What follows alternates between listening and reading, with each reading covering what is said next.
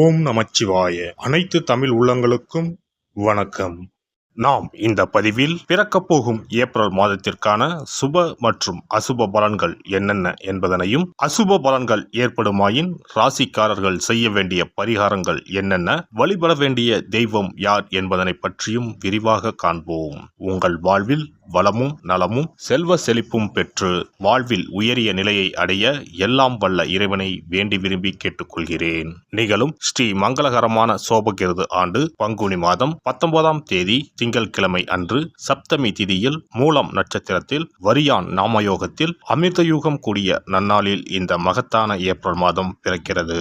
இம்மாத கிரக நிலைகளை பார்க்கும்போது மேசத்தில் குரு பகவானும், கன்னி ராசியில் கேது பகவானும், தனுசு ராசியில் சந்திர பகவானும், கும்ப ராசியில் சனி பகவானுடன் செவ்வாய் பகவானும் சஞ்சாரம் செய்கின்றனர். மீனராசியில் சூரிய பகவான், ராகு பகவான், சுக்கிர பகவான், புதன் பகவான் இணைந்துள்ளனர். இம்மாத கிரக பெயர்ச்சி என எடுத்துக்கொண்டால் ஏப்ரல் 13ஆம் தேதி சூரிய பகவான் மேசராசிக்கும், ஏப்ரல் மாதம் 23ஆம் தேதி செவ்வாய் பகவான் கும்பராசியில் இருந்து மீனராசிக்கும் இடப்பெயர்ச்சி அடைகின்றனர். அதேபோல் இந்த ஏப்ரல் மாதம் 24ஆம் தேதி சுக்கிர பகவான் மீனராசியில் இருந்து மேசராசிக்கு இடப்பெயர்ச்சி அடைகிறார். மேசராசி அன்பர்களே, பொறுமையுடன் இருக்க வேண்டிய மாதம். அரசாங்க காரியங்கள் இழுபறியாகி முடியும். தந்தையுடன் கருத்து வேறுபாடு ஏற்படக்கூடும் என்பதால் பொறுமையை கடைபிடிக்கவும். மாத முற்பகுதியில் சகோதரர்களால் சில சங்கடங்களும் ஏற்படக்கூடும். வாழ்க்கை துணை வழியில் சில சங்கடங்கள் ஏற்படக்கூடும். கணவன் மனைவிக்கு இடையே சிறு சிறு கருத்து வேறுபாடுகள் ஏற்படக்கூடும். ஒருவரை ஒருவர் அனுசரித்து செல்வது நல்லது. பிள்ளைகள் மூலம் மகிழ்ச்சி தரும் செய்திகள் கிடைக்கும். சிலருக்கு வெளி மாநிலங்களில் உள்ள கோயில்களை தரிசிக்கும் வாய்ப்பு உண்டாகும். திடீர் செலவுகளால் கையிருப்பு கரையும். சிலர் கடன் வாங்கவும் நேரிடும். மாத முற்பகுதியில் சகோதரர்களுடன் கருத்து வேறுபாடு ஏற்படக்கூடும். மாத பிற்பகுதியில் குடும்பத்தில் மகிழ்ச்சி உண்டாகும். நண்பர்களால் காரியங்களில் அனுகூலம் உண்டாகும். உடல் ஆரோக்கியத்தில் கவனம் தேவை. குடும்பம் தொடர்பான முக்கிய முடிவுகள் எதையும் எடுக்க வேண்டாம். வாகனத்தில் செல்லும் போது கவனமாக இருக்கவும். இரவு நேர பயணங்களை தவிர்த்துவிடவும். பூர்வீக சொத்து பிரச்சனையை சற்று பொறுமையுடன் கையாள வேண்டியது அவசியம். சிலருக்கு ஷேர் மூலம் பணம் வரும் வாய்ப்பு உள்ளது. உத்தியோகத்தில் வேலை சுமை அதிகரிக்கும் என்றாலும் சக ஊழியர்களின் ஒத்துழைப்பால் மிக சிறப்பாக செய்து அதிகாரிகளின் பாராட்டுகளை பெறுவீர்கள். சிலருக்கு தடைப்பட்ட பதவி உயர்வு, ஊதிய உயர்வு போன்ற பலன்கள் கிடைக்கும். தொழில் வியாபாரம் சிறப்பாக நடைபெறும். எதிர்பார்த்ததை விடவும் பணவரவு கூடுதலாக கிடைக்கும். ஆனால் அரசாங்க வகையில் எதிர்பார்க்கும் லைசன்ஸ் போன்ற விஷயங்கள் கிடைப்பதில் தடை தாமதங்கள் உண்டாகும். குடும்பத்தை நிர்வகிக்கும் பெண்களுக்கு குடும்ப சூழ்நிலை மகிழ்ச்சி தருவதாக இருக்கும். அலுவலகம் செல்லும் பெண்களுக்கு அலுவலக சூழ்நிலை உற்சாகம் தருவதாக இருக்கும். எதிர்பார்த்த சலுகைகள் கிடைக்கும். நட்சத்திர பலன்கள். அஸ்வினி. இந்த மாதம் உத்தியோகத்தில் இருப்பவர்களுக்கு வீண் அலைச்சலும் டென்ஷனும் ஏற்பட்டு நீங்கும். வீண் வாக்குவாதங்களை தவிர்ப்பது நல்லது. கணவன் மனைவிக்கிடையே தேவையில்லாத ஒரு விஷயத்தால் கருத்து வேற்றுமை உண்டாகலாம். எனவே கவனமாக இருப்பது நல்லது. பிள்ளைகளால் திடீர் செலவு உண்டாகலாம். பரணி நட்சத்திரம். இந்த மாதம் யாரையும் எதிர்த்து கொள்ளாமல் அனுசரித்து செல்வது நன்மை தரும். வீண் மனக்கவலை, காரிய தாமதம் உண்டாகலாம். கவனம் தேவை. பணவரத்து அதிகரிக்கும். வாக்கு வன்மை ஏற்படும். உங்கள் பேச்சுக்கு மற்றவர்கள் செவி சாய்ப்பார்கள். புதிய நண்பர்கள் கிடைப்பார்கள். தொலைதூரத்தில் இருந்து நல்ல தகவல்கள் வந்து சேரும். கார்த்திகை 1ஆம் பாதம். இந்த மாதம் தொழில் வியாபாரத்தில் முன்னேற்றம் காணப்படும். லாபம் கூடும். பழைய பாக்கிகள் வசூலாகும். வியாபாரம் தொழில் தொடர்பான கடிதப்போக்கு சாதகமான பலன் தரும். புதிய ஆர்டர்கள் கிடைக்க பெறுவீர்கள். பணியாளர்கள் மூலம் நன்மை உண்டாகும்.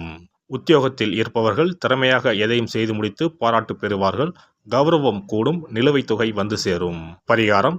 சனிக்கிழமைகளில் விநாயகரையும் பெருமாளையும் தீபம் ஏற்றி வழிபட்டு வர காரிய தடைகள் நீங்கும். எதிலும் நன்மை உண்டாகும். அதிர்ஷ்ட தினங்கள் ஏப்ரல் 2, 3, 4. சிறப்பு பரிகாரம். கடன் சீக்கிரம் அடைபட செவ்வாய்க்கிழமை இந்த எளிய பரிகாரம் செய்யுங்கள்.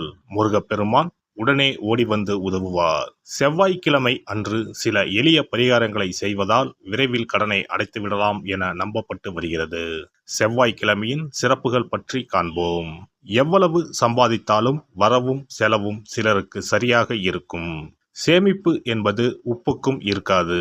ஆனால் சிலருக்கு வரவை மீறியும் அதிக செலவுகள் ஏற்பட்டு கடன் போன்ற பிரச்சனைகள் வந்துவிடும்.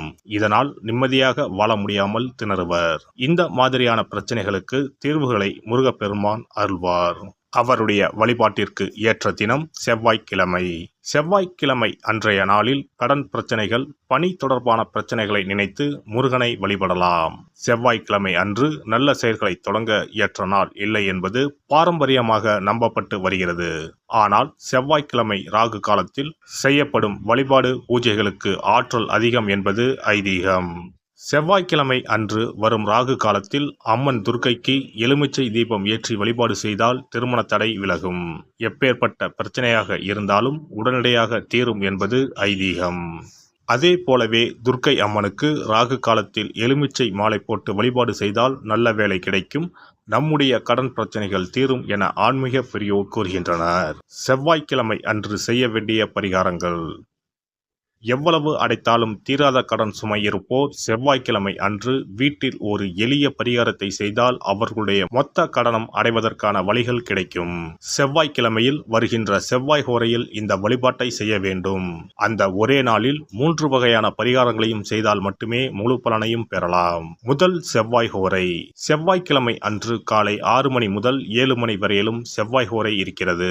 அப்போது பாசிப்பயிறு அல்லது பச்சை பயிறு ஆகியவற்றில் ஏதேனும் ஒன்று வெல்லம் போட்டு பாயாசம் செய்து பூஜை அறையில் சுவாமிக்கு படைக்க வேண்டும்.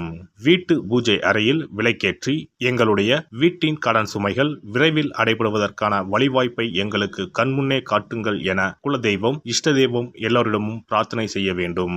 இரண்டாவது செவ்வாய் ஹோரை செவ்வாய்க்கிழமை அன்று பகல் பொழுதில் 1 மணி முதல் 2 மணி வரை இருக்கிறது.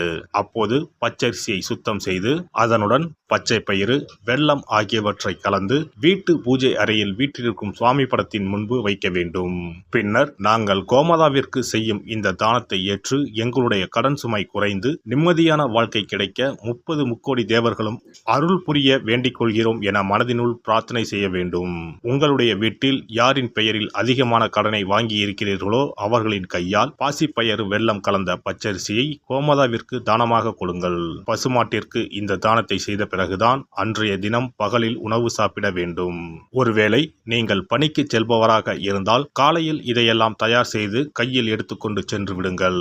உங்கள் மனதிற்குள் எல்லாவற்றையும் பிரார்த்தனை செய்துவிட்டு பணியிடத்திற்கு அருகில் உள்ள பசுமாட்டிற்கு வழங்கலாம். மூன்றாவது செவ்வாய் ஹோரை. 3ஆம் செவ்வாய் ஹோரை செவ்வாய்க்கிழமை அன்று மாலை 6 மணிக்கு மேல் வரும். அப்போது உங்கள் வீட்டு பூஜை அறையில் ஒரு நெய் தீபத்தை ஏற்றுங்கள். நீங்கள் வழக்கமாக ஏற்றும் தீபத்தினை தவிரவும் மற்றொரு அகல் விளக்கில் நெய் தீபம் கட்டாயம் ஏற்ற வேண்டும். இது முருகனுக்காக ஏற்றும் தீபமாகும். இந்த தீபத்திற்கு முன்பாக நின்று கடன் அடைபடும் வழியை காட்டு அப்பனே முருகா, கடனே இல்லாமல் வாழும் வாழ்வை தந்தருள் இறைவா என முருகப்பெருமானிடம் மனமுருகி வேண்டிக் கொள்ளுங்கள். இந்த பரிகாரங்களை நம்பிக்கையுடன் செய்தால் மட்டுமே நிச்சயம் உங்களுடைய கடன் விரைவில் அடைபடும். எல்லாம் வல்ல இறையருளால் நீங்களும் உங்கள் அன்பு குடும்பமும் உடல் நலம், நீலாயுள், நிறை செல்வம், உயர் புகழ், மெய்ஞானம் ஓங்கி வாழ்க வளமுடன். இந்த வீடியோ பதிவு உங்களுக்கு பிடித்திருந்தால் லைக் பண்ணுங்க, கமெண்ட் பண்ணுங்க, ஷேர் பண்ணுங்க, மறக்காம சப்ஸ்கிரைப் பண்ணுங்க, பக்கத்துல இருக்கிற பெல் பட்டனை கிளிக் பண்ணுங்க. நன்றி, வணக்கம். ஓம் நமச்சிவாய. சிவாய நம.